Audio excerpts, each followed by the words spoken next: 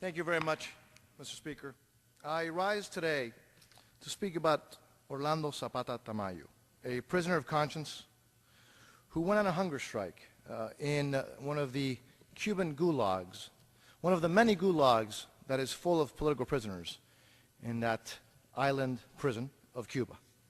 He went on a hunger strike to protest the multiple constant beatings that he was suffering under, that he and other political prisoners have to deal with on a constant basis. So he did, went on a hunger strike. And after 80 days of being on a hunger strike, he passed away. He passed away after 80 days on February 28th.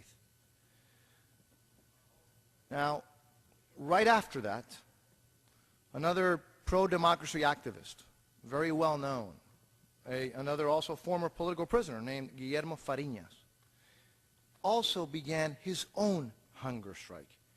Mr. Speaker, he's still on a hunger strike today, 21 days after the death of Mr. Orlando Zapata Tamayo. He's under very, very difficult circumstances. He is exceedingly frail, and his health is quickly deteriorating. But he's not stopping, again, to protest the conditions of the many political prisoners, but also to protest the lack of freedom, and to demand freedom for all political prisoners in Cuba, and demand freedom for all who live on that enslaved island. And on March 11th, Mr. Speaker, Felix Bonet announced that if and when Guillermo Fariñas were to give his life in this hunger strike, that he would follow him, that he would be willing to give his life on a hunger strike to protest the conditions on the island, to protest the enslavement of all Cuban people and of the mistreatment of the political prisoners.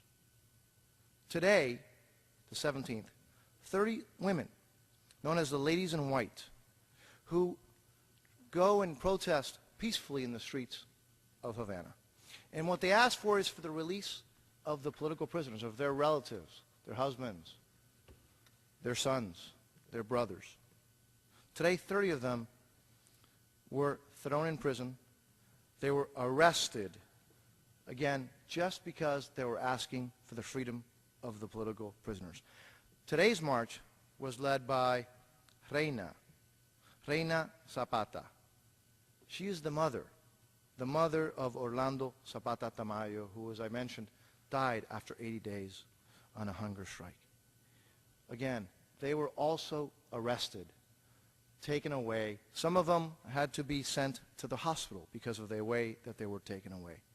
And I mention this, Mr. Speaker, because it's important that the world understand that the people of Cuba are standing up.